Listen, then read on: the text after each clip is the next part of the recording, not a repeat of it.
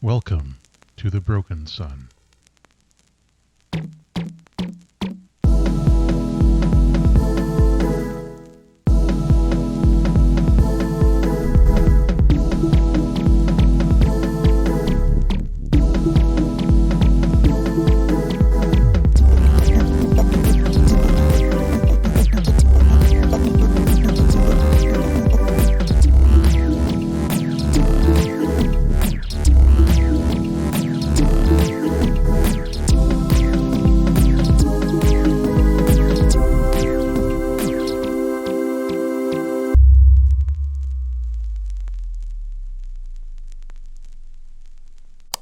Welcome back, everyone, to Specters of a Broken Sun, the second season of our actual play anthology podcast, Stories of a Broken Sun. Today, we are going to be moving into, session 12, and that's a very exciting time for us because, well, season 1 ended at session 11, so we're going a few more this time. So, I want to acknowledge that this podcast is produced on the unceded territory of the Katzie, Kwikwetlem, Stalo, Kwantlen, Stz'uminus, and Musqueam people, and the treaty land of the Tsawwassen First Nation. You can always continue to support Indigenous land protectors. Visiting unicitan.camp is a great way to learn more about the ongoing fight against invasive and illegal pipelines, even in these times. We'd also like to make it clear once again that Black Lives Matter and the continued systemic discrimination and violence towards Black people and people of color around the world, particularly in North America at the moment, is something that we need to address and end as a society, which is probably going to mean doing something about the ways law enforcement interact with Black people. So if you would like to learn more about that and what you can do to help, go to blacklivesmatters.card.co. That's card with 2 R's, Black Lives Matters with an S. Today, we are going to be playing Scum and Villainy. That is a Forged in the Dark game by Stras Acimovic and Leboef-Little. I am joined by 4 excellent players, and I will introduce them now. First up, we have Keekers. Hello, everyone. It's me, Keekers, also known as Bee Space Cat. Today, I am playing Keva Jarma, who is she, her, and I am also she, her, and I hope you all enjoy this very much. And we're joined by Velvet. Hi, everyone. I'm Velvet Fair. I'm playing the Mother of Monsters, Maeve, who is she, her. And since she is so famously adept at social situations, this definitely won't be a train wreck. Mm-hmm. And speaking of wrecks, we have got Trudy. Hi, my name is Trudy, and my pronouns are they, them. I play Zora, she, her, who is the former Sword of Gov, and is still trying to figure all this stuff out. And she is a wrecking ball, which I realize was something that in my head made sense with that segue. Yeah, I was hoping but to it everyone was else, sure sounded like I was dragging my good friend Trudy. I am so sorry about that. It's okay. I'm here to be dragged. Trudy's here to break our walls. I'm in a lot of pain right now. You'll have to forgive me. Forgiven. And we're joined by Michael Blood. Hi everyone, it's me, Mike Blood, they, them. I'll be playing Emrin Pak once again, he, him. I am the bloody-minded mechanic who speaks from the heart. Indeed. And I'm Matt, or ARP. My pronouns are here, they. You can find me on Twitter at YCaliber or follow the show at Broken Sun RPG. The website's gone through a lot of updates recently. You can find that at brokensunrpg.com. Looking to make that an actually useful place to go if you want to learn cool stuff about the show. When last we left off, the Sunbreakers had made their way out of the habitat after getting some brief updates on how things were going, and had rendezvoused with the Jellyfish Junction, a Centauran vessel, which is a giant nautilus that just hangs out in space.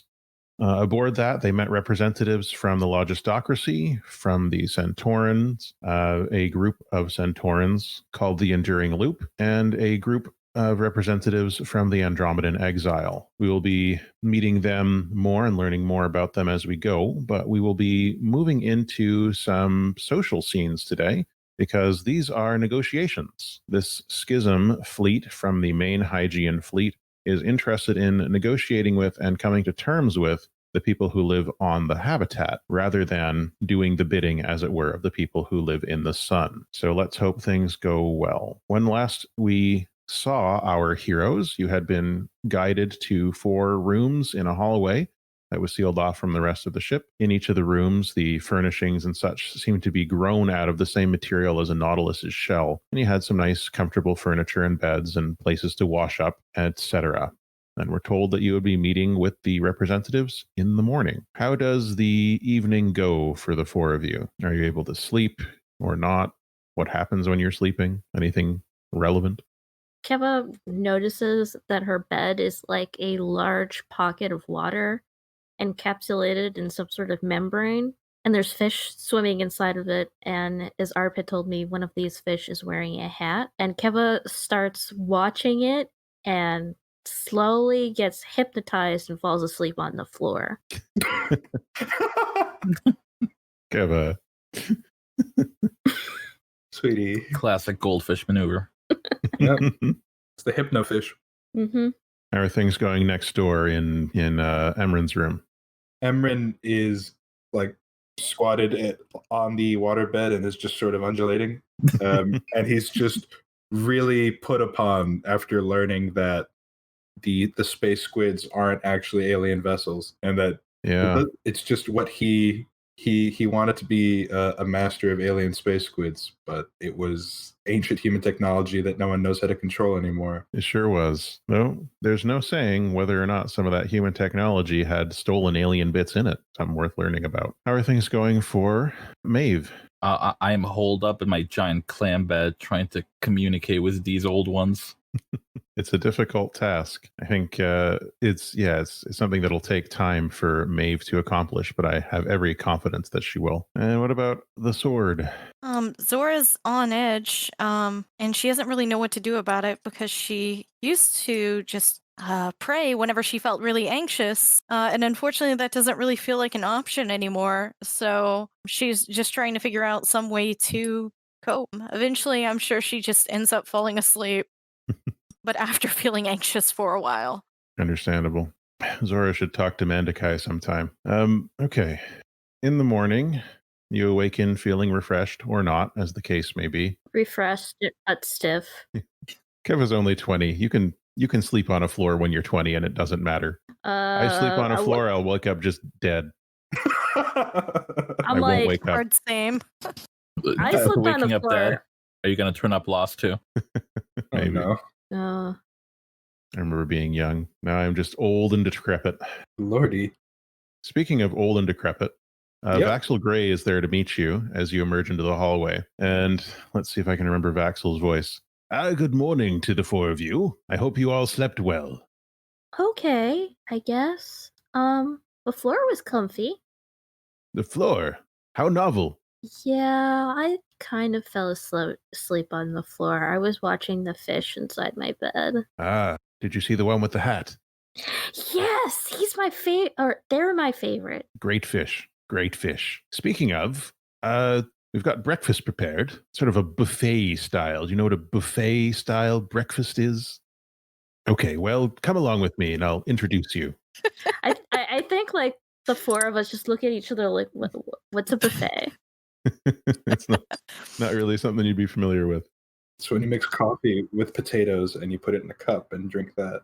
Oh, you could do that if you wished. Yeah, I think Mandukhai and MP fall in with you from the next hallway over, and you are brought to basically a conference hall type thing. Have any of you been to a conference before, like one that's held at a motel or a hotel? Yeah. And they've got that eating area and the buffet set up on the long tables, like continental breakfast stuff. Yeah. It's just that the food doesn't look as good because everything here is, freeze dried and made from scraps and so on, because these people live on asteroids and have to do their best with hydroponics and so on. So it's difficult to make the kind of food that you might be used to. The eggs are definitely not real eggs, but they've got those fluffy yellow substance that looks vaguely like scrambled eggs you might be used to. There are sausage things, different types of rations, stuff that might be bread, and drinks that are brown. This is like being on Hub again and eating that food. Yes, please help yourself. Everything, I assure you, is edible for humans. He looks down at MP. I'm not sure we have batteries. Is it batteries? MP just shakes his head. I'll be fine. Don't worry about me. Okay. I pull Vaxel Gray aside for a second. Yes, Emran. He's human. Ah, yes, of course. From the sun. He taps his head, or taps his nose, rather. Yes, he does the Macarena. He does the Macarena. He does the hokey pokey. Does he shake it all around? Of course he does. He turns his life around. Maybe the hokey pokey is what it's really all about. As a reminder, Vaxel Gray is a man of average height for Earth. So he's like 5'8"-ish, I think we said. Yeah. And he's got white hair and a flat gray suit, gray gloves, gray shoes, dark skin. And yeah, he's got a bit of a paunch to him. He looks like he's getting on in years. And yeah, gray mustache as well. Well, it's like a beard, a Van Dyke kind of thing. Why not? That's Vaxel Gray, representative from some aspect of the logistocracy. He hasn't really made that clear as yet. You can see lots of people milling around in this area eating. There's also another separate food area that you can see over to the left, separated by just like low tables. And that's where you see a bunch of different Centaurans who are also getting their breakfast ready. They're fishing stuff out of fish tanks, and, you know, there's algae and smaller fish that they're eating, stuff like that. And you can also see Andromedan containment units floating about. They don't appear to be eating anything because they are sapient gas clouds, but they're floating about. Everybody is sort of talking to each other, milling. This is probably the largest group of people you've seen together in months, maybe half a year at this point. Yeah, humans, fish people, cyborgs, and floating footballs with bands orbiting around them all over the place. There's tables where you can sit down and eat if you wish. The lighting is bad, like fluorescent. Is it flickering? No, it's just unpleasant. Makes me think of like a church's coffee hour. Thankfully, no church here. Is there any Entenmann's coffee cake? Maybe. Why not? What's It's Zora right, doing? the hardest brick cornbread. Zora's just going to find the most appetizing stuff she can and then head over to one of the tables to eat. Okay. For Zora, I mean, you've spent your life in the military. This food is fine. It's just fine. It's edible. It's not poisoning you. Good. Not a lot of flavor. Mm. Yeah, salt is hard to come by when you're living just on ships all the time. So bland but edible. Inoffensive unless you are offended by a lack of flavor, which we all should be, frankly. Oh no, they're dry like toast. Keva like does a circle around all the tables, like even the Andromedan food, just to kind of scope it out. She knows she probably can't eat it, but she's curious. But like she doesn't start with a plate and go through the line. She's like literally looking at all the food first and stops herself from like getting really close and sniffing it, which like you're not supposed to do, which I learned. So she kind of ends up with basically like some Pop-Tarts. Some yummy breakfast pastries. Yeah, and then one of the brown fluids that I think smelt more fruity than anything else. Sure, yeah. The breakfast pastries that you have, to someone who is used to real food, this stuff tastes really weird. Okay. It's like somebody has taken paper and then they have put some kind of paste that's mostly sugar in the paper, and the paper's crunchy. It's a very strange thing, like just a sweet but still not very much flavor beyond sweet to it. Okay, so basically like one of those pastries you get when you get the free breakfast included at a hotel. Yeah, it's exactly that.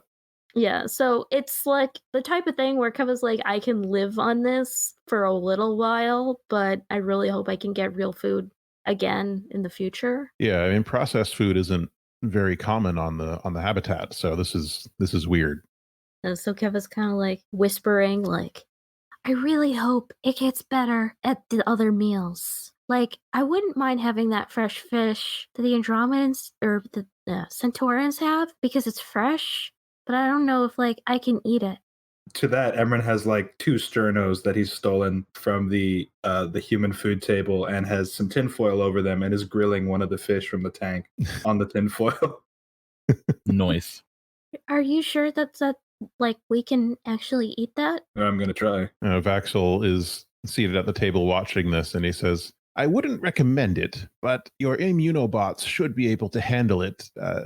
It may have some unpleasant physical side effects, but I won't stop you from trying. You seem robust. It's not every day you have breakfast on an organic spaceship. No, indeed not. Not even every day for me. My regular ship is not alive. Well, Are there other...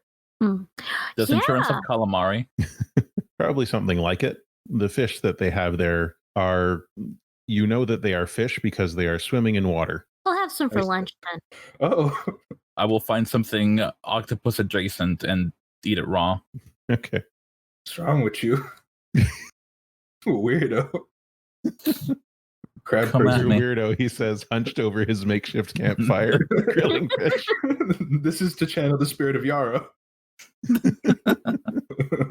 That's weird. Don't eat that raw.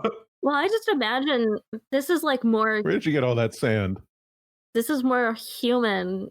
I feel like we're used to getting something in the morning and grilling it over a fire and eating it. So I feel like it's just more oh, this is how you eat breakfast. Mandukhai she has balanced 2 plates that are just towering with eggs and yeah. sausage things, and it's just tucking into You those. have to, for sure. Gotta, keep that protein going. Protein. So she's eating very intently and not really interacting with anyone else at the moment, focused on getting through these 2 large plates of eggs and sausage things.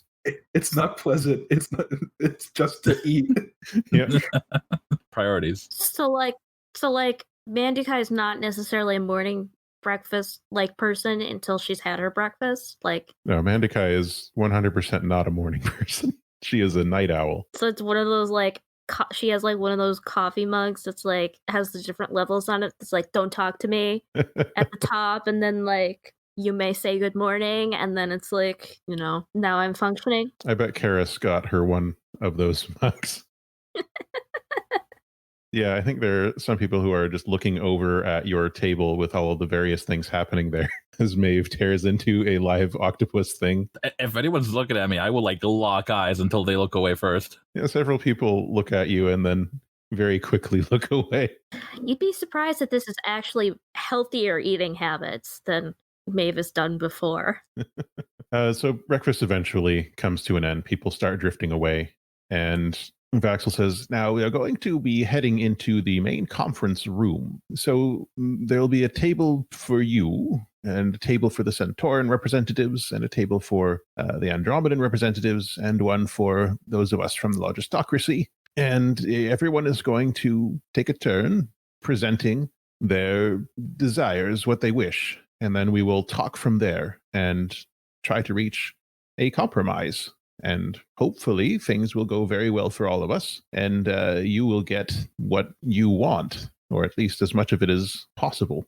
I'm not sure how much experience you have with negotiations, but, well, not everyone here is fully on your side. I am, of course, but just be careful. Some offers may seem too good to be true because they are. And he nods and gestures the way towards a room with a large circular portal. All the doors here are big circular portals, and they are basically, they iris open as you approach them wetly. So this portal goes opens up, and people begin filing into the room, which, as promised, has a setup of 4 long tables. You can see the Centaurans are getting set up at theirs. The Andromedans are just kind of bobbing near their table, and 2 other humans representatives are sitting at another table. Vaxel Gray makes his way over there, leaving you to... It's we're in Lord Jabba Jabba's stomach. Maybe. I mean, this room is just, it's again made from Nautilus shell material. There's some type of carpeting on the ground that might also be algae. It's hard to tell, but it is dry and soft. And the tables are also made from the Nautilus shell material. Has a high arched ceiling with light sources that are better than they were in the eating area, but still fairly harsh by the standards you're used to. Harsh white lighting. There's big screens on the walls. There's what looks to be a hollow projector in the middle. of the 4 tables, which are organized like the 4 sides of a diamond, with the edges not quite touching. There's space to walk or hover or roll, whatever the case may be, in between them. Are the lights electrical or no? Hard to tell from here just by looking at them. Okay, well, the thing is like, it's gonna drop a little bit of Aspie lore, is you can tell when something's electric because you can hear it buzz. So it would be electric, but it's like a bioelectric thing, like the electrical field that a body has, but magnified. Okay, then unlikely to buzz. Okay, so, and if it did, it's probably, if there's people talking, Keva wouldn't hear it, so she doesn't make any, so she makes the comment that like, oh wow, the lights in here don't buzz like they do on the sun. Mandukhai looks up at them and says, "Oh, you're right. At least I can't sense anything. Perhaps they're bioluminescent like a squid." That would make sense. She takes a seat at the far end of the table that's been set up for you. The chair is fine. It's more of a stool bench kind of situation. There's no backs to the chairs, but you can sit on them and they're fine. You know, they're not too small. They're not too gigantic. They're probably not comfortable to sit in for more than an hour or so, but I mean, that's chairs. They have a coating of that similar carpet-like material on them to make it a little softer on your posteriors, at least. So at the different tables, you can see the representatives are gathered. At the Andromedan table, which is to your left, you can see, so your table is closest to the entrance. And then to your right, you have the Andromedan Exile representative table. There are 3 Andromedan containment units floating by the table. One of them you recognize already. It's a green unit. That's home. One of them is an orange unit, and the other one is a dark gray, sort of gunmetal finish unit. They're all floating there. At the Centauran table, which is next to that one, going clockwise, counterclockwise, you can see the representatives from the Enduring Loop. There are 4 cyborg fish people. You recognize looming Evenfall.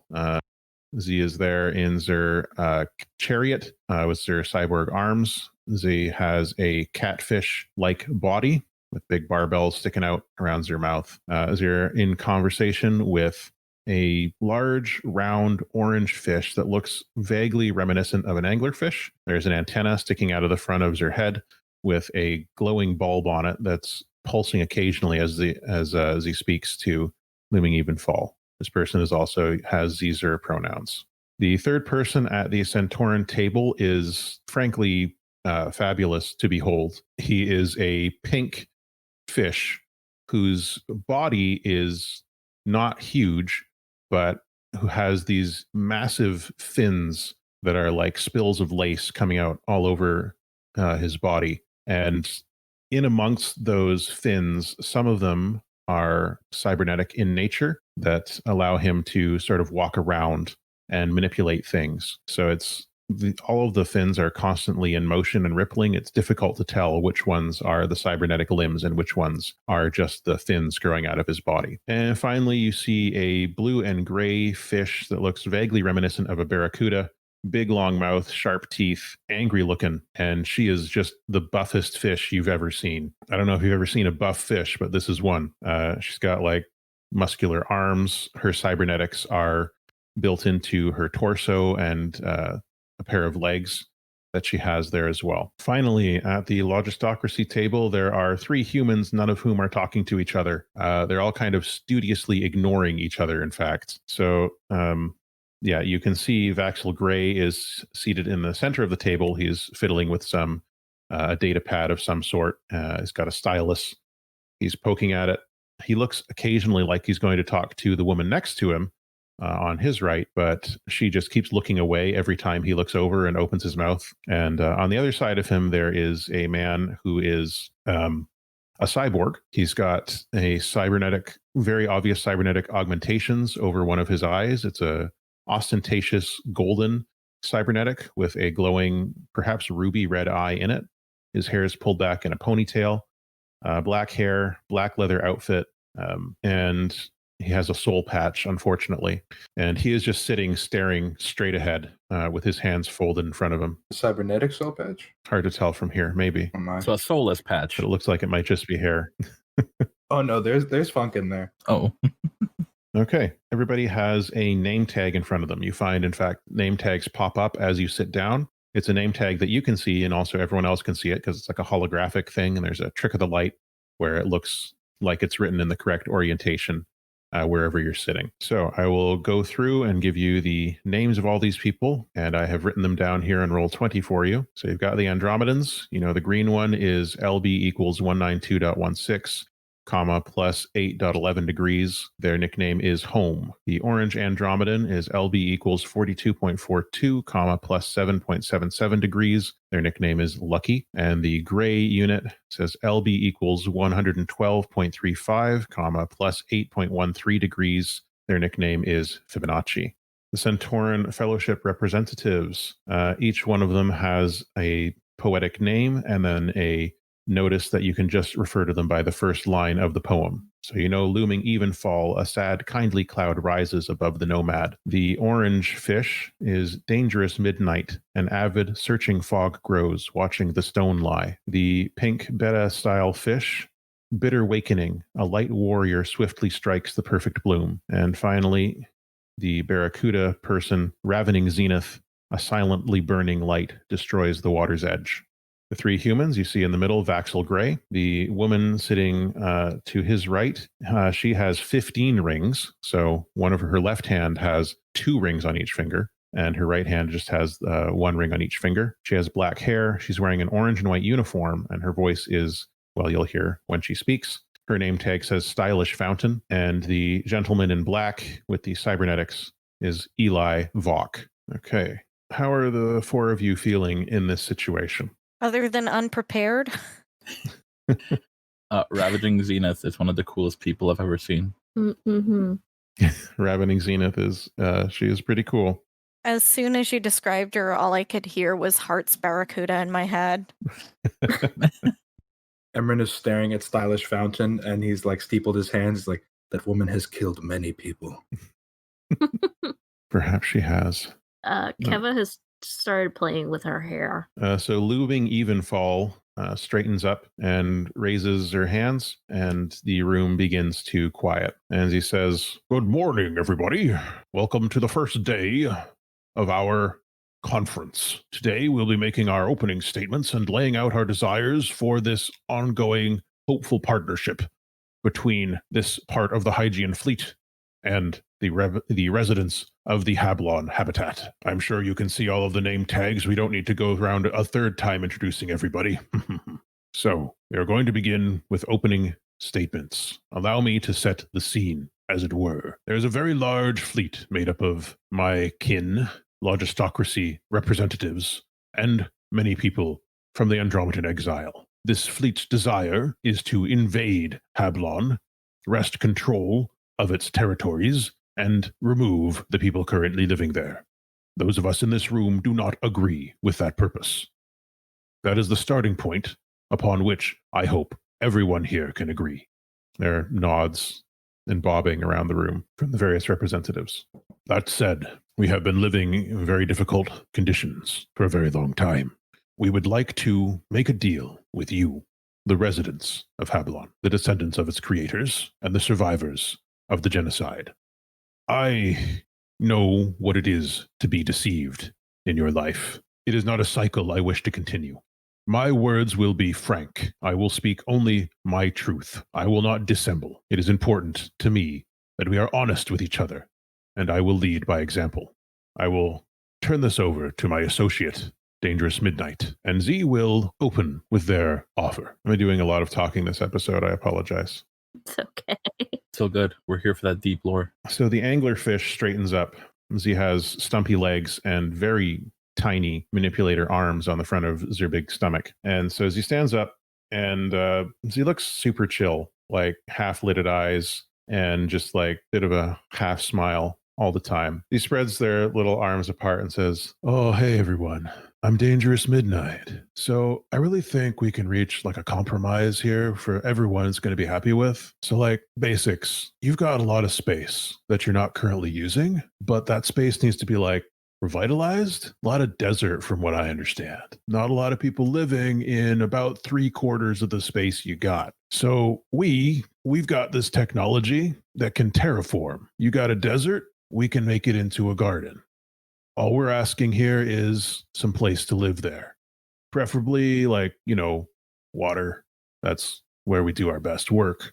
So that's our opening offer. We'd like some space. We'll give you this terraforming technology to help you reclaim those deserts from what they used to be. You can see Bitter Awakening next to Zer is just looking increasingly antsy and angry as Dangerous Midnight is going through all this. And he breaks in. He says, look, you had the space. You've already got the space.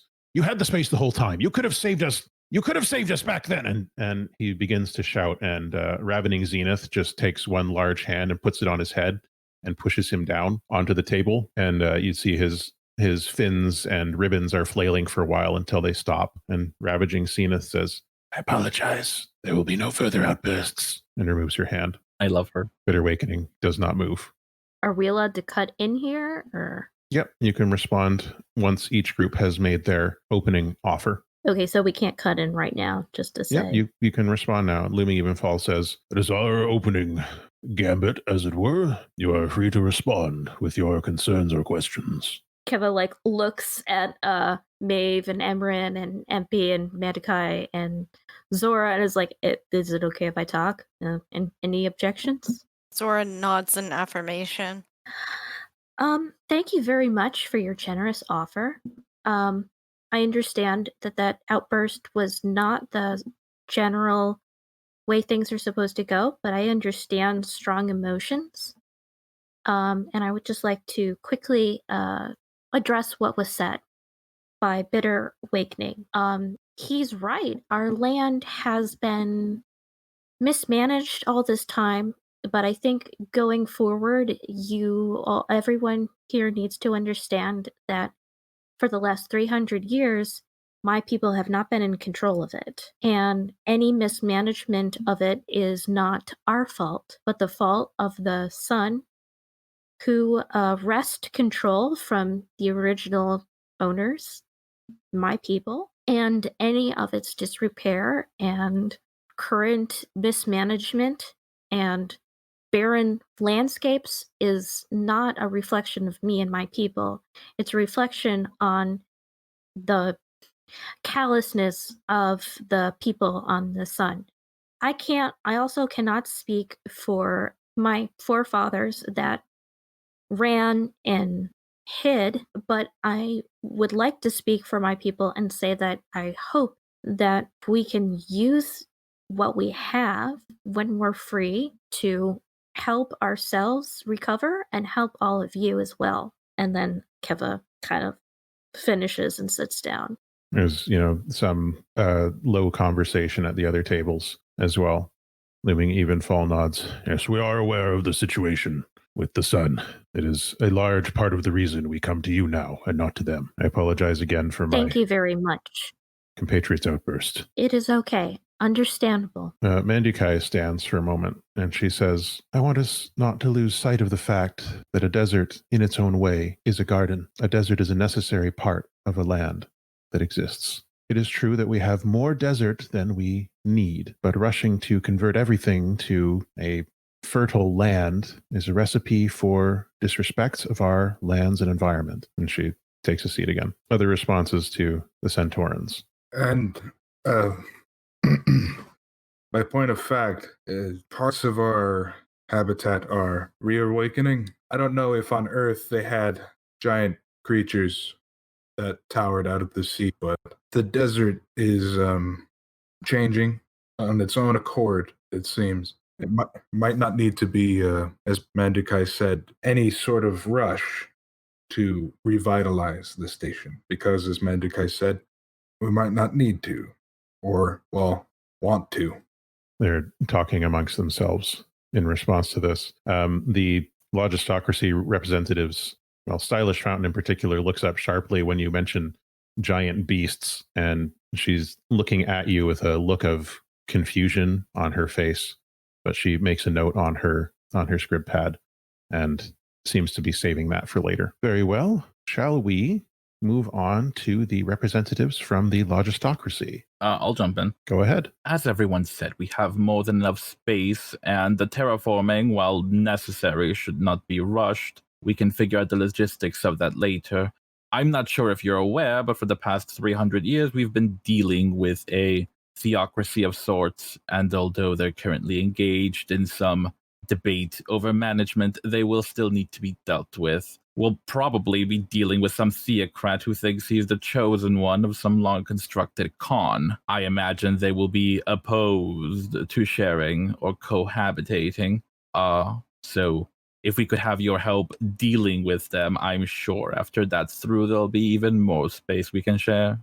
We are reluctant to interfere in the culture of your people. I'm sure you can understand how we might see that as a dangerous road to go down. Oh, it's a road I'll be going down. You just need not get in the way. Another thing that's important is that was not our original culture. That was what was thrust upon us by the sun again.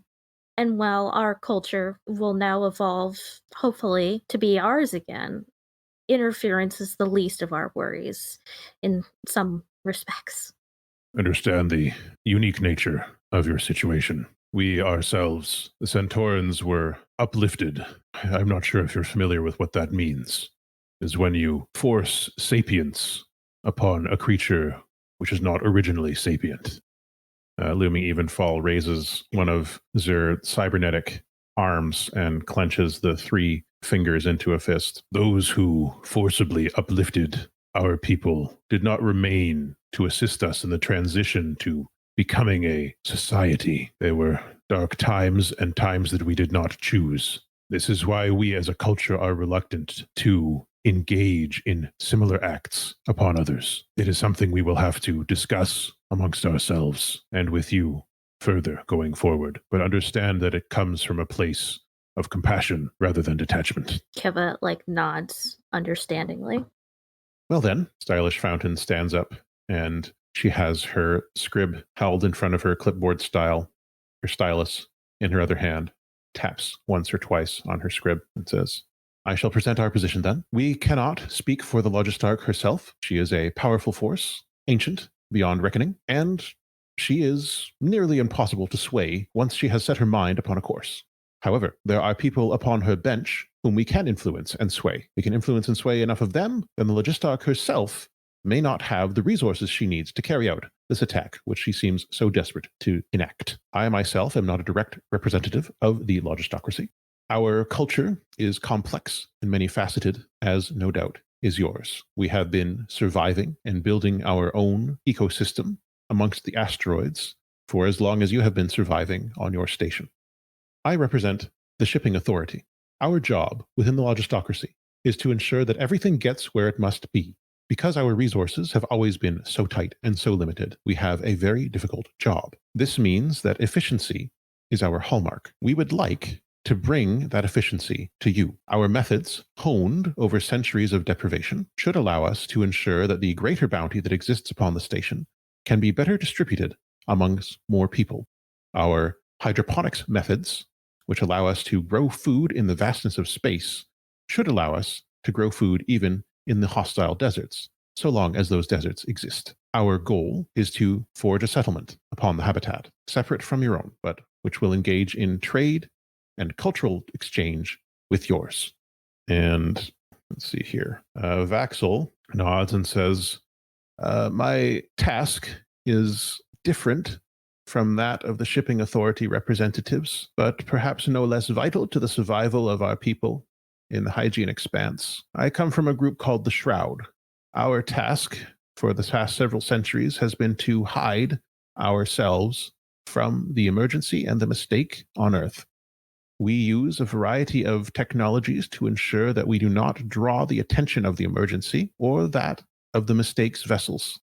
Now that you are reactivating more systems on Hablon and cleaning off the mirrors, you are putting the habitat at risk of drawing the emergency's attention. We are willing to provide our shrouding technology to ensure that the habitat remains hidden from the emergency and the mistake in exchange for space to provide a settlement for our people, as Miss Fountain laid out. The last person, Eli, he looks up at you and says, "Please give your response to these two before I talk."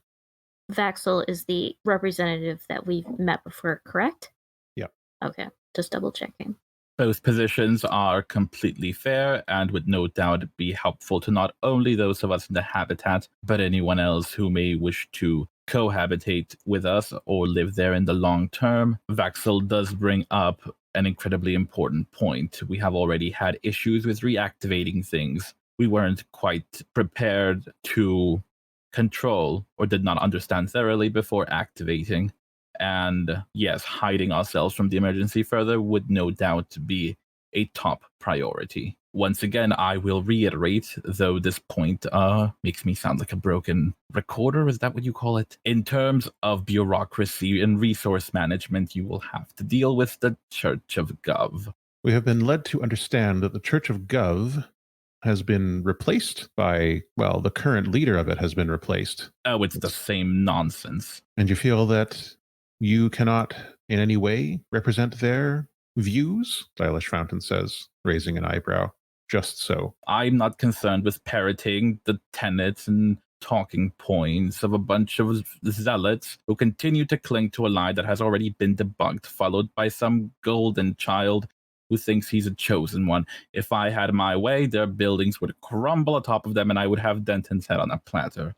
But my compatriots and other leaders on the habitat are more prone to, let's say, compromise. I'm sure someone could sway Denton's mind, but there's faster ways of getting through that. As you say, shipping, representative, efficiency is something to be admired. Mandukhai nods. I have influence over the current head of the church. If we are unable to convince him of what we agree to here today, then I and my compatriots in the Revel of Velico and my associate, Lean, and her compatriots in Rainbow's Apogee are confident that we could assist in expediting matters. She has her fist sort of white-knuckled on the edge of the desk as she struggles to be diplomatic. Am I to understand that the offer of the shipping authority and the shroud are exclusive? Oh, no. We're working together on this one. We're all friends here, he says. Stylish Fountain frowns. Emran sits back in his seat. You might understand our wariness against implementing methodologies of efficiency. We've been the victims of efficiency for a very long time. Efficiency, when it is imposed from without, and efficiency, when it is chosen from within, are two different things, are they not? Sure. We are offering you only the methodology and the opportunity. If I may say, when you say within and without, I'm a little bit confused. Do you mean you would join with us and your people settlement would be inside of ours and we would work together? Or more along the lines of you would take some land and work from there? We would like to have our own space to build our own settlement from which we could cooperate with you as the nations of old did. There would no doubt be exchange of cultures and peoples. Some would come and settle with us. Some would go and settle with you in the way that humans have always done. Yes, sorry. From my understanding that sort of kind of breeds competition and fighting between two desperate people. I was just thinking that it might work better if it's not us versus them, as that can be in the future, or just more along the lines of integration. Borders trouble us. Somewhat unilaterally. I see. Our concern is that our cultures have diverged quite a bit in the time we have been apart. A period of adjustment might be wise. Consider, for example, the goldfish. You do not simply take it from the ocean and put it into a tank and expect it to thrive. It must acclimate to its environment first. Metaphor I seems don't a know. little crass. Well, we are the goldfish in this metaphor. Keva looks at the Fellowship of the Enduring Loop and is like, is that how it works? They look over. It's not really our turn to speak right now. Oh, Right. I just wanted to know if that's how it works with fish. Because Yes. okay, For thank you. domesticated fish, at least, when you're attempting to, take it Thank from one tank to another, period of adjustment. Thank you very much for that input. Unfortunately, we don't really keep many fish as pets and in tanks. Because, Mr. Vok, desert. I'm sorry. No, it's okay. Sorry. Yeah, the desert. Anyway, okay, we will keep that in mind. Emran? Mr. Vok. Oh, can I talk now? Okay, great. He stands up, shakes his hands off, reaches up and adjusts his cybernetic, makes sure his ponytail is smooth. All right, we're with you. I am from a group of what these two would call criminals. We don't have much patience for all these negotiations. We're a group. We're called the Hedonarchy. We like to have a good time. What's happened to you is bad. It's the worst thing I've ever heard of. And I want to go and kick the asses of the people who did it. So our ships, our people, you got it. We're coming. We can leave when we're done if you want, or we can hang around and party. That'll be up to you. That's the most gregarious offer we've ever gotten. I look at Mandukhai. I like him. Mandukhai is smiling. She's smiling at first, and then you see her gaze go distant. What's going on with her? Keva's like, do you want anything in return, or? We might need some, I don't know. I mean, have you got ships? We got a ship. Oh, the bus. One. Yeah. No, I mean, like repairs. Oh, fuel. Yeah, I got you. Got you on repairs. Is real straightforward. Yeah. If we take stuff from the people on the sun, we would like to keep the stuff we take from them. Right of salvage. Yeah. I mean, That's like, fair. We're sort of the mind of destroying war weapons, maybe the orbital defense laser. Well, I mean, we've got lots of weapons, but we're not an army. We've got ships with guns on them. We got people with guns on them. We try not to use them unless we got to, but this seems like a gotta situation, it's a gotta situation. I mean, if you can provide some orbital support or at least waste their machinery, the rest of us are quite nasty on the ground. We'll manage. Hey, great. That's basically it for me. I'm gonna go. Wait, and he gets up and starts walking out. Even though Keva's like wants to ask questions. He pauses by the hill. Yeah, what's up? Well, I have another question. Can you explain why they consider you guys criminals? Oh, we steal from them all the time, just constantly. Oh, okay. Do you? I'm that sorry, lady, Keva. she wants me dead, and you can see like how does Stylish Fountain. She nods. Yeah, she's like, yes, I want that person dead. See, that's the whole thing. We need to on Hablon. We're not rehashing old feuds. Yeah. See, the other thing is that like we don't want some of the sun's stuff or whatever to like get into the wrong hands, if that's one of your things, because I would personally like there to be like some destruction of weapons going on here. Well, the only thing I can offer is our support in this time. We will definitely continue stealing things. That's who we are. If you and the people on Hablon start becoming super successful somehow, we'll probably come and steal from you again. But okay, if you're just getting by, what's the point? I'm just shattered by the honesty. I like it. I really enjoy this honesty. Not used to it. That's like the fish guy said. Why lie? We're all here for our own reasons. Could you not leave, or are you busy stealing stuff? Like right now? No, this is just incredibly boring. I hate this. Oh, I get it. Look, here's my card. He gives you a little like data pad thing. It's got his name on it and a cool logo. And he says, we'll talk. But like I said, I'm going to leave before that lady tries to kill me anymore. And this is boring, but I'm sure you guys know how to party. And as he's on his way out, Mandukhai stands up and reaches out to grab him. Like throttle grab him or just grab him? She grabs his head with her hand. All right, we stop Mandukhai. Oh, Keva's you like, think so? Okay, let's see if you can do that. I'm very strong. Does she like try to grab his ponytail, or she's trying to rip the sides out?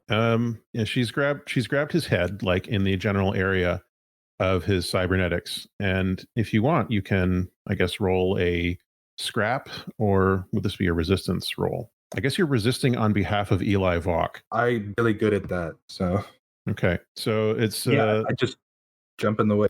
okay. You get level 2 harm squeezed, which you can resist with your prowess. Okay, I'll resist. I have bodyguard, so if I take the harm, I'll clear stress, but I resist with +1 die. Okay. And you've got Forged in the Fire, don't forget. Well, Emerald is resisting. I'll go to block the door. I imagine Mandukhai has a good reason for trying to do whatever she's doing. Okay. I'm gonna bulk up to Scorpion Tor to block the door. There are gasps as this happens. I got a 6. You did. That's a lot of dice to roll. Okay. So you take no stress. Mandukhai reaches out to grab this guy, and you are able to push your hand off. Yeah, I just get out of the way and I don't think I can grab Mandukhai, but I just push him, get in the way. Just get out of my way, Emran. What's going on, Mandukhai? There's someone watching us from that eye. I look at Eli. You recording us? He looks utterly baffled. He's cowering. He's fallen down on his bum. He's like, what the hell? Is anyone watching out of your eye? What? No, it's my eye. I just can I get a read on Mandukhai? Is she fully present mentally? Do you want to do a study or something on that? Or yeah. Okay, you're in a risky position here. I think This is trying to where get we a thrive, read. Matt. Pardon? Yeah, I know. This is where we thrive. Where we thrive. You're in a risky position because Mandukhai is incredibly dangerous when she's not on your side, which it seems in this moment perhaps she is not. And I think you'll have limited effect trying to just figure this out by looking her over. I received a 1, Matthew. You got a 1 there. Okay, so risky consequences. Emran is torn apart limb from limb. No, not that. What is happening? Okay, I think Mandukhai muscles past you, and let's see, you take the level 1 harm off balance, and an alarm goes off. Yeah, I resist. Can I resist? I can resist both of those, or just the off balance? Can resist both of them, but it's a separate resistance roll for each one. Cool. You'd have to tell me how you want to resist the alarm going off thing. I think that could probably just happen because I'm not sure what's happening. But yeah, Emran's definitely going to resist the off balance by just I see that she's got a gun for him anyway, jump out of the way and try and, I just jump out of the way.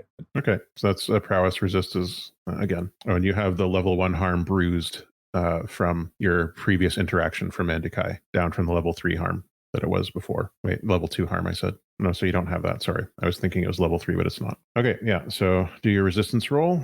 Am I bruised from the earlier altercation? No. Okay. No. I got confused by my own brain. That's another 6. All right. So you take no stress on that. Nice. Yeah. So you're able to get out of the way of her charge, and she is reaching down for Eli again and grabs him by the shoulders and picks him up. She is staring intensely into his cybernetic eye, and she looks deeply into it and she says, what are you doing here? I'm just Mandukhai, who's here? I can hear him in my head. Velico? She begins to reach towards Eli's eye again, and he's reaching up, grabbing at her hand, and he says, whoa, whoa, whoa, whoa, whoa, okay, whoa, whoa, whoa, okay, just hold up. And Mandukhai pauses, says, look, I'm not recording anything. I don't know what's going on with you. Oh, I have an idea, Kiva says. Please use your idea before this lady rips my head off. Okay, so sometimes some of our AI friends got fractured, and there's a possibility that one of them is in your eye. I did get this eye by less than scrupulous means. Right. Okay. So there's a sincere chance that one of the artificial intelligences who ran Hablon is in your head. Yeah, I can check. It won't hurt. Asterisk. And Mandukhai, you can settle down because obviously I'm just going to check. And we'll see. Yeah, Mandukhai, please let him go. He's screaming in my brain. I understand. And I am going to check and calm him down. Her eyes are twitching and all of her muscles are like veins popping out, but she forces her fingers open, and Eli falls back to the ground. She turns around. She says, do it quickly. Okay. just so everyone knows, Mandukhai is hearing a psychic link that has made her freak out, and now I'm going to fix it. Please hold. The alarm is still going off, and you see the Andromedans have been bobbing over towards you. They pause. Bitter Awakening is, when Mandukhai turns around, Bitter Awakening is right there, like in her face, with his fins all splayed out. It's like, this is not how we do things here. You don't grab a representative. This is neutral ground. I know. This is not how we do things either. This is extenuating different circumstances, Keva says, rushing over and We're trying extremely susceptible to psychic stuff. Yes, exactly. I think Ravening Zenith comes over as well and is like, I will restrain either of these people if necessary, but for now, please, Keva, we will be watching. Okay. To ensure that nothing strange is happening. Well, it's going to be a little bit strange, but I think you mean harmful and hurtful, which I don't want. Mr. Let's Vok, just get on with this. Think about the hair as just a cybernetic. Yeah, it's my cybernetic. Okay, so Keva, is this a tune or hack? I think this is a tune if you're trying to communicate with something inside the cybernetic. Mm-hmm. I just realized I didn't add any points last time, but I was going to do study anyway, so I'm just going to tick that. Okay. You're in a risky position. I think this will be standard effect to attune with this cybernetic. Okay, risky, standard. Can I use a gambit? Is everyone okay with that if I use a gambit? Yes, absolutely. Yeah. Go for it. You have Okay. you have 3 gambits. Okay, so 1 bonus die there. And I got a 5. Good thing. Thank you, Keva. Okay, fair. So Eli looks very uncertain as your hair snakes in towards his cybernetic, but is holding still. He's kind of trembling. He's clearly terrified.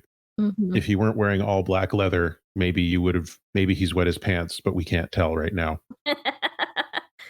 So just the smell. Your hair connects into the side of this ostentatious golden cybernetic, and as you attune to it, almost immediately your head is also filled with horrible screaming sounds, which leads you to take the level 2 harm. What's a term for this? Rattled? Overload? Sensory overload. Sure, sensory overload. Yeah, I'm going to resist that. Where do I resist? You could. I'm not sure how you would in this case, Emran. Oh, Emran, help. Grab Keva's hair. Siphon it off. I don't know. All right, so you can resist this using your insight. You got this. Yes. Oh, I'm sorry. No, it's resolve. Oh, okay.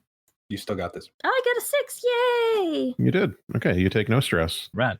What level harm did I say that was? Sorry, I'm so Level rattled 2. today myself. Level 2. Okay, so you are able to wall off the screaming into like a separate compartment in your head, like running separate instances, basically. And like, we'll just put that in a room over there in a little box so that it doesn't destroy my brain. There is definitely something massive in here in terms of an intelligence, and it appears to be in deep distress. Okay, it is upset. So now that Keva is connected, is there any way she can talk to it? Like, hey? Yeah, I mean, you can say, hey, it's continuing to scream. Sun's getting real low, big guy. Hi, is there any way I can help you? The screaming begins to resolve into repeatedly screamed words, and you can hear the words reform, reshape, rebuild, reconnect. Reborn, reshape. Iterar, maybe. What's your name? The screaming continues, but at this point, Mandukhai turns towards you, where she's been having a standoff with the fish people, the Centaurans. And she says, if I can hear him, then it must be Velico. Yeah, it's probably Velico. Velico wants to reform, rebuild, reshape. Himself. Yes. Do you have a piece of him inside of you? No, that may not be a good idea. You should do it anyway. I am his champion. You might die. I am his champion. Keva makes that noise. Keva, do it. Do you want to go in? She asks it. Do you want to go inside of my friend over here? It's the same words that he has been screaming. Reshape, rebuild, reconnect, reform. Okay. And then the other piece of hair, Keva, like, remembers something about if you continue to talk to me, it will fry the synapses of your brain. And she freaks out. She's like, but the last time I talked to one of them, they said that it would fry a human brain. Is there like a robot body we can put them in? Mandukhai reaches down to her belt and reaches into a pouch that she keeps there. She draws out her hands again, and they are covered in a paste made from the sand of her home. She draws this paste onto her face in the war mask that you've seen her paint before, and she begins to glow. She says, I am more than human, Keva, as you know. I am Mandukhai Alarmuti, whose joy is fire, high priestess of the dunes, and champion of Velico, and my path is clear. Allow me to walk it with you. She holds out her hand to you. Keva gets flashbacks to something she's never seen before, which is the end of Guardians of the Galaxy, and takes hands with Mandukhai. I want to put both my hands on top of them, just to spiritual help. Says reconnect.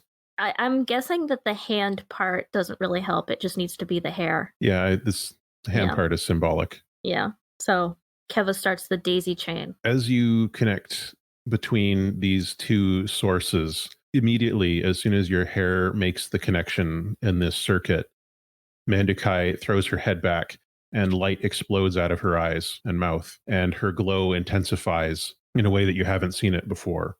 The tables begin to be pushed back and knocked over from the force of whatever's happening here.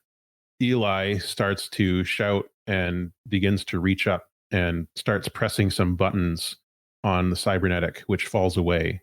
He covers his face as he scrambles away from the cybernetic, which is now on the ground, detached from his body. The cybernetic begins to burn and crackle and disintegrate. And as it does, you can feel this massive force rushing through you and not touching you, but moving through your mind and your soul in a way. Almost this joy, excitement at reunion as the synthesis here is completed. And as quickly as it begins, it's over. Mandukhai slumps, no longer glowing, to her knees and continues to cling to your hand, but with less strength than was there before. She is breathing heavily. The cybernetic eye is destroyed. Okay, so we're going to replace that, obviously. Emran can totally make you a new one. I'm going to check on Mandukhai. Eli looks back. He's got a hood that he's pulled up from his jacket that's shadowing that half of his face. And he says, what the hell? We are directly linked with the AI. Yeah. So we used to have AI, and then the people on the sun decided it would be really, really great to commit war crimes and merge them and kind of do bad stuff with them. Yep. Please go make sure she's okay. Yep, Keva says, and then she's still connected to Mandukhai, so can she, like, do that thing she's done before, which is, like, just a tiny tap, like, psychic, like, hey, you alive? You doing okay? You not brain dead? There's something happening in Mandukhai's brain, and this is the first time you've been connected to Mandukhai psychically, I think. It seems like there was something already there, and this new force that rushed through you is latching on to the thing that was already there and building something out of it, while very, very carefully not destroying the human part of Mandukhai's brain that you can still see. Her mind, her soul is remaining intact, but exhausted, as if it has just survived, if this were a body, has just survived some type of surgery. Okay, it was a success. Everything's gonna be all right now. Mandukhai slumps to the ground and is, at this point, clearly unconscious. She just needs to rest. And remember how I said that thing about Slip, where Slip was like part of Gashram? Well, apparently Mandukhai had a part of Velico inside of her, and the two pieces were like, oh my gosh, we're together. We have to be together again, Keva. And that's what it was. Like with magnets. Home floats over and says, we are familiar with plural personalities? Yes, like that. Perhaps we can be of assistance to her when she awakens. Thank you. That would be lovely. A lot of stuff has happened. I don't know if y'all want to take a break and then reconvene and kind of recover from all of that, because that was a lot. I'm kind of more used to it because I'm a mutant and that sort of thing happens sometimes. Not as dramatically, though. I think that would be real wise. Dangerous Midnight says Z had retreated to the farthest edge of the chamber while this was happening. But he is back now using their stubby arms to sort of put the benches back up, and is like, I think like we should definitely chill out for like maybe a day. We'll circle back to this. What do you think about that? Yes, and please accept. Please accept our apology. We had no control over this. That this happened. It was just kind of happenstance. And that was something we were going to bring up later, but apparently, like, obviously, a part of her was in that eye thing. And Emran's going to make a new one, and everything's going to be fine. Okay, like, no such thing as happenstance in my books. If that happened, then it was meant to happen. Honestly, that's what I believe too, but you know. Well, everyone's got their own jam. But yeah, what do you think, Lumen Evenfall? Yes, I believe we should adjourn for the day. Logistocracy representatives and we'll take a break from that. Even Stylish Fountain, her hair is still perfect. She did not move throughout this entire thing, and she simply taps something on her scrib and says, I have rescheduled us for tomorrow. Yeah. Good. But I believe we have made already some wonderful progress today. We're reconstituting ancient artificial intelligence, so that's something. Yeah, it's good because they shouldn't have been broken apart, because I'm pretty sure that's a war crime, the hub told us. It absolutely is. And I am overjoyed to have witnessed this type of serendipitous occurrence. Spin is very important. Keva says, yeah, okay. Keva's like, okay, now I think Maeve and I need to go make sure that she's okay. Like, continue. They nod and the conference breaks apart. Everyone is chattering excitedly to each other in different groups. Outside the portal, which goes, it opens up again as you make your way back out. Everybody out there is just kind of staring at the door as you make your way back into the meal area. And you see Vaxel and the Andromedans and are trying to like shoo people like, oh, nothing to see here. Let's just get back to business. A joyous occasion. Let's see. But people are still sitting around kind of gawking. And this is when Bitter Wakening comes out, and he just starts like flailing angrily with his many fins and ribbons. It's like, get the hell out of here. Can't you see this is a private moment? People start to scatter. I didn't like him at first, but I'm a huge fan. Yeah, I am too. He's just angry. That was the time to panic. I want to talk to Eli. I imagine that Keva has roped Velvet. Not Velvet. Sorry, Velvet, you're there now. You roped Velvet. Yeah. No, I would have said like a load Mandukhai on my back. Yeah. And Keva's like got the head, I guess. Kind of like. Yeah, I mean, there's like somebody has brought also a hovering, what's the word I'm looking for? Stretcher as well, in case you want to use that. So yeah, you're taking Mandukhai off. Presumably there's a med bay here, or unless you want to take her back to the ship or something. Emran, you said you wanted to talk to Eli. Yeah. He's kind of lurking near the door at this point. Hey. Hi. Got a moment to talk. I guess so. I mean, yeah. First of all, sorry about the eye again. Not the end of the world. I really liked it, but I can get a new one. Yeah, sort of what I wanted to talk to you about. Sure. Yeah. You got the eye, through the usual means. I understand the 5-finger discount completely. I got it from, there's this group called the Warehousers Guild. Uh-huh. They're one of the most powerful parts of the logistocracy because they deal with storing things and making sure that they get shipped out properly. We hit a shipment from the shipping authority making its way out of the Warehousers Guild. They had a whole bunch of real contraband technology in there. This was one of the things we got, and I don't know. I just thought it was a cool eye. Were you aware there was an intelligence in it? No, no. All right. Well, maybe at some point after this big fight, you and me can go talk to the warehousers, or you can just take me to where you found it. There might be more results of war crimes in the warehouse that you lifted it from. I gotta say, that's pretty much guaranteed. Okay. That's going to be a fun side project for us because now we're friends. Happy to hear it. And I'm going to need a rundown on cybernetics because I will make you a new eye. I can do that. You know what? You need to check on your friend first. Otherwise, I could really. I mean, not right now. I'm just saying. Later. Yeah, I'm gonna get a drink. You got my card. I have it. He nods. Okay. Yeah, drinks. Okay. It sort of heads off. Yeah, I leave him be. Run after Mandukhai. Yeah. Mandukhai is sleeping. It doesn't appear to be like a coma. It's a healthy sleep. And where are you taking her? Keva had said to Maeve, like, do you want to take over another med bay? Yeah, I would have definitely, used the excuse to check out the Nautiloid clinic. Okay. Yeah, it's another rounded room, and it's, again, made from the Nautilus shell material. It's got all the things that you would expect. It seems like it has that disinfectant smell that you get in a clinic as well. Oh, it smells like home.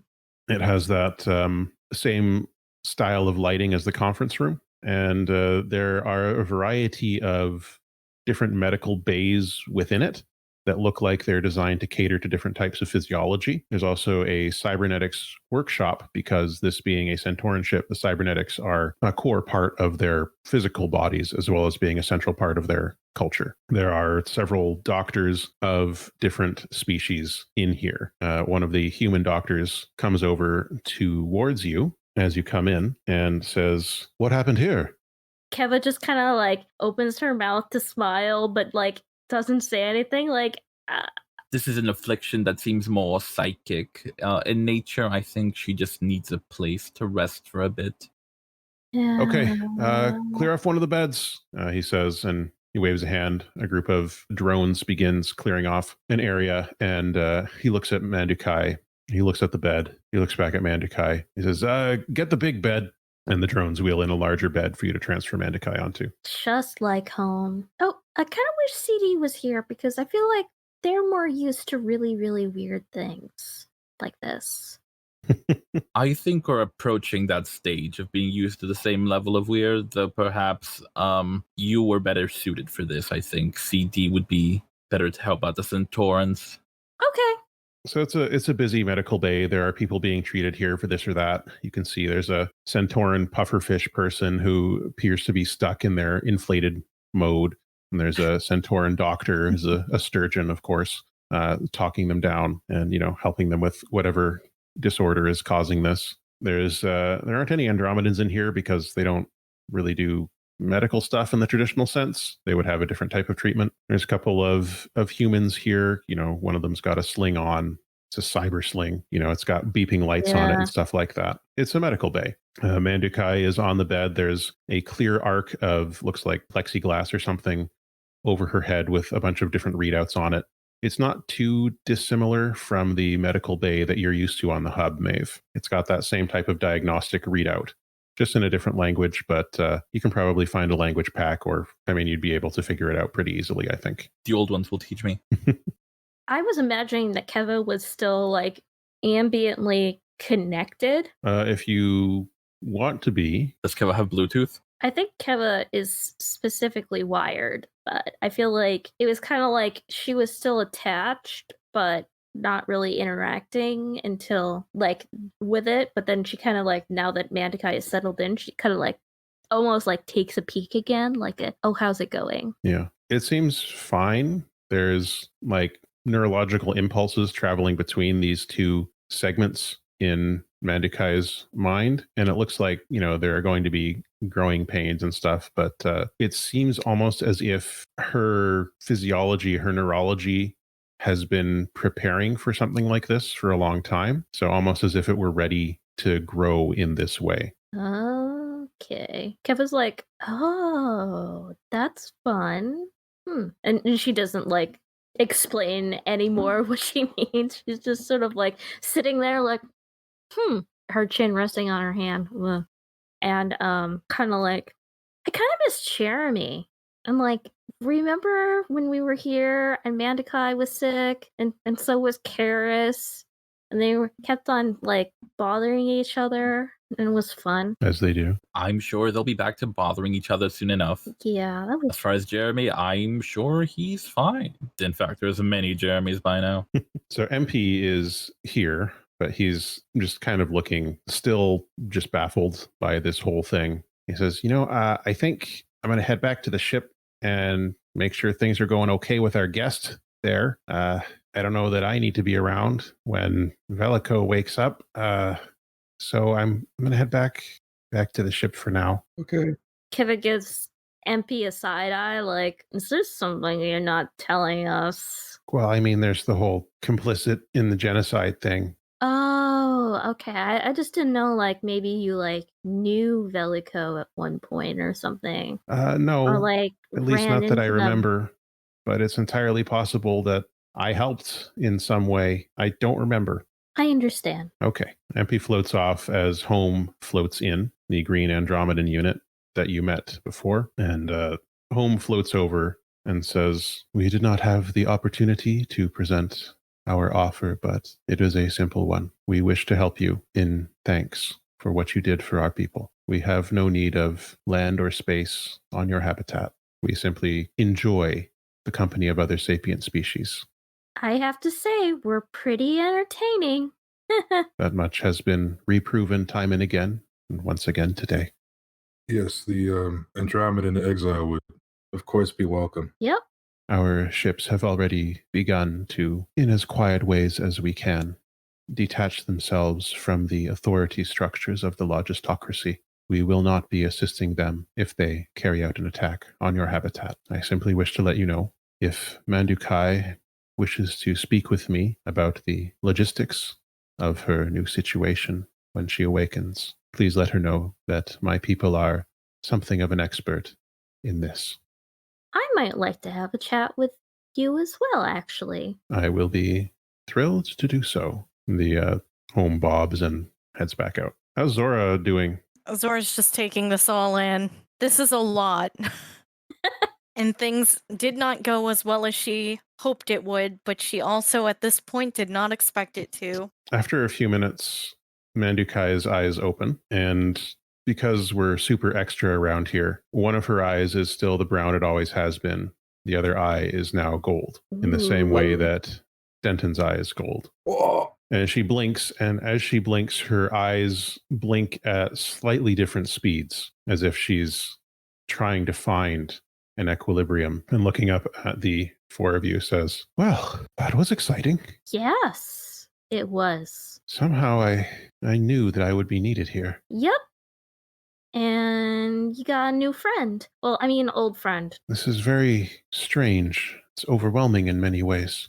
Speaking of, the Andromedans offer their help because apparently they are experienced with multiple personalities in one being. I guess they would be.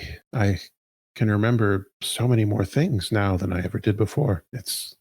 I always heard Velico in my mind ever since I was a child, speaking to me, encouraging me, helping me. But now it is as if we are with each other in a new way.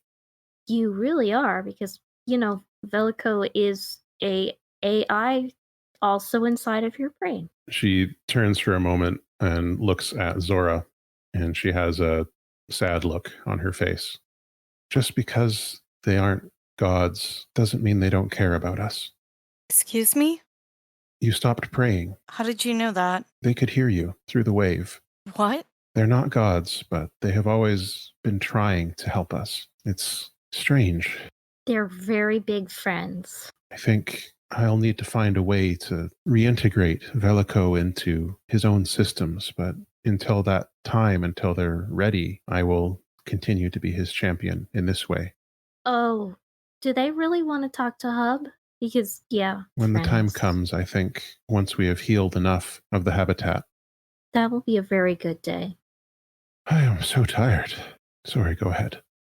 Oh, I was just thinking that I have met everyone except for Ungshuo. Yes, we must find Angshuo. And the others. There were so many. Yeah. I hope that we can recover them. I might have a lead on that, but that's after. Excellent. So, what do we think about these offers?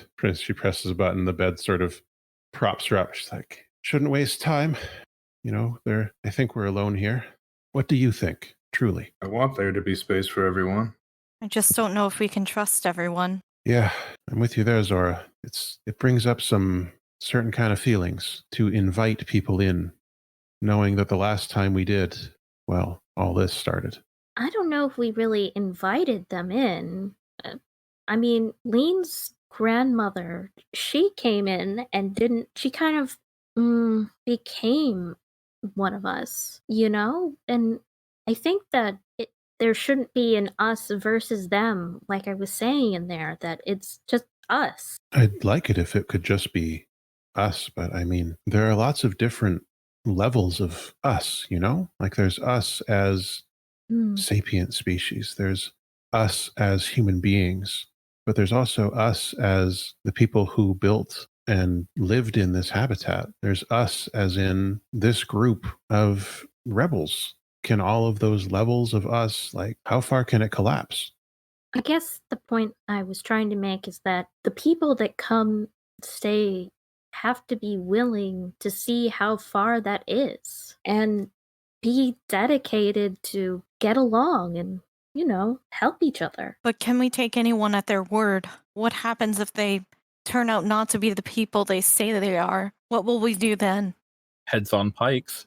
Well, there are a lot of them, and their technology they haven't been denied their technology over the past several centuries, like we have. Like, we built that habitat from nothing, from garbage. We designed artificial intelligences that created a world that was safe, wonderful in so many ways. Not perfect. We did that, but we've been locked away from that knowledge for so long now. Are they ahead of us? Have they caught up to what that was? Can we catch up? If, as Zora says, they're not who they say they are, we can certainly put lots of heads on pikes, but are we still us then? Yes. Depends what your us is. Me is adapting and surviving. Yes, something I greatly admire about you. You look thoughtful, Emran. Yeah, I don't know. I never thought I'd live in peacetime, and it's hard to imagine it. Yeah, I don't think we're there yet. No, it's like I told Den back on, I guess we're calling it Hablon. I don't want a war of revenge. I just want a wave of reconciliation, but now even on the station, we can't. Is De Winton still alive? Is it just a pretender? And then there's just... Does it matter? No, but there's so many people who prefer convenient and comfortable lives. And I'll be the first to admit I didn't want to believe that there weren't gods, that everything wasn't pre-written. Well, we've got to remember, our people before this happened, we had gods. Right. I can't say whether or not they exist. No one can. But again, just because the ones that were created, no, not created, we created them. The ones that the people on the sun constructed out of our whole cloth. Yeah. But just because they aren't divine beings doesn't mean there is no divine. I don't personally think there is beyond this, but I think everyone has the right to believe as they wish. That should be something that we should be able to learn about, to dig into. What were we before this was put on us? And now that we've lived with this for so long, is there an us without it? I've always thought that there was something else, but I don't really know what it is. And we have a lot of questions. That's for sure. I think that we can trust the Andromedans to help us. For now, at least. I don't know about some of the other people, but if we try to write as many protections as we can, that might help at least. Like, you can come in, but only if you do this and this and this, like you have to live by our rules, which are like, don't try to take us over, something like that. I don't know. I don't want to, the same way that I want to find out who we are as a people, I don't want to take away their identity by saying you must live in this way. I wasn't saying that they would have to live like us. I mean, Oh, I'm not very good at explaining it. Like, I think I understand the idea that as much as my instinct is to say, yes, come, all of you come. We have space. Let's work together. Please come. That's what my heart says. These are people who are suffering, and I have never been able to abide that. I am just worried what that will mean for us. Not necessarily just now, but as we are trying to rediscover who we are and into the future. But I want this to work the same way that I wanted Velico to be reformed, to reconnect to himself. I want those of us who are left of humanity to be together. I'm just scared. I think I trust Felix Gray and their offer of protecting us with the shroud more than stylish Fountain and building a trade company and settlement, because she seems less amenable when it comes to partnership or teamwork than competitive, if you get what I mean. That's at least one thing I can judge on. But maybe if we set up some sort of, I don't know. We must have agreements. We need to start from what can we bring back to the domain and say, here's what we have. I think we still need to start with that. Emran, you said something? Well, we'll have, in the very least, a greater store of knowledge than we did before. We might have terraforming technology and advanced cybernetics, or the shrouding technology. I can't think of a situation that we won't need that if we turn on the whole station, unless we're prepared to fight whatever the emergency is in space. I think that's perhaps information we should get, because it's not something even I remember well, but I think these people know more about what the emergency actually is than we do. It seems like it. And I wonder if they won't be as forthcoming with information as Eli Vok was. Well, we do have access to their computers here. Ooh. But I don't know. I think I still need some rest before tomorrow. I think you need to think about, I don't know, what you want out of this. Each of you, Keva, Zora, Maeve, Emran, even MP. I don't think there's any way for us to guarantee that there won't be conflict. I think conflict is the only guarantee. The question is that conflict the cost that we have to pay to move forward? Anyway, think on it. I'm going to sleep. Good idea. Okay, so I think we're going to probably work on figuring out how we want these negotiations to continue. I don't think we need to role play out negotiation scenes any further. It's not really the kind of show we are. But I think we should, as players and as representatives of different characters, talk out, not on screen like this, but like in our channels and such, talk out what we think our characters want to get out of this, and then we can do some rolls to see how that's going to work out in terms of the actual negotiations. Well, I think we're going to end here. Okay. Unless there's anything else that any other scenes you want to do. I did want to have Keva talk to the Andromedan about dealing with different personalities, I guess, and blending and such, but I don't know. We can probably do that next time. Okay. Anything else? I was just going to be texting Eli. So tell me about robots. Okay, good. All right then. On that super uplifting and happy note, let's bring an end to session 12. Okay. Thanks for joining me, everyone. This has been Specters of a Broken Sun, Season 2 of our actual play anthology podcast, Stories of a Broken Sun. We are maybe 3 sessions from the end here, depending on how things go. So let's look forward to that. I have been Arp. My pronouns are he or they. You can follow me on Twitter at YCaliber. And you can follow the show at Broken Sun RPG or visit our website at brokensunrpg.com. I'd like to acknowledge that this podcast is produced on the unceded territory of the Katzie, Kwikwetlem, Stalo, Kwantlen, Stz'uminus, and Musqueam people, and the treaty land of the Tsawwassen First Nation. I was joined today by 4 excellent individuals. First up, we were joined by Michael Blood. It's been me, Michael Blood, they, them, playing Emran Pak, he, him. And I have a lot of emotions. Well, we love emotions. We're also joined by Trudy. Hi, I'm Trudy, they, them. I play Zora, she, her, and boy, does she have a lot that she has to work through right now. Maybe she'll meet Eli for those drinks. And Be. we're joined by Velvet. Thank you for sticking around, folks. I've been Velvet, Fair, playing Maeve, she, her, and although you can find me elsewhere on the interwebs at OG Brown Sugar, I currently have a lot of feelings and am trapped in a glass non-alloyed of emotions. Amen, sister. We're finally joined by Keekers. Hi everyone, it's me Keekers, also known as Be a Space Cat. I am she, her, and today I played Keva, who is she, her as well. And gonna have more fun parsing out different personalities and robots and AI friends. So many new friends. Yay! Huzzah. So until the next time, all the best. All the best, folks. Best, yes. Bye. Bye. Space squids, I guess. But not the ones we thought of, the real ones that Yeah. we found. The real space squids. Real squids. space squids. Amen. Yeah. You said it, pup.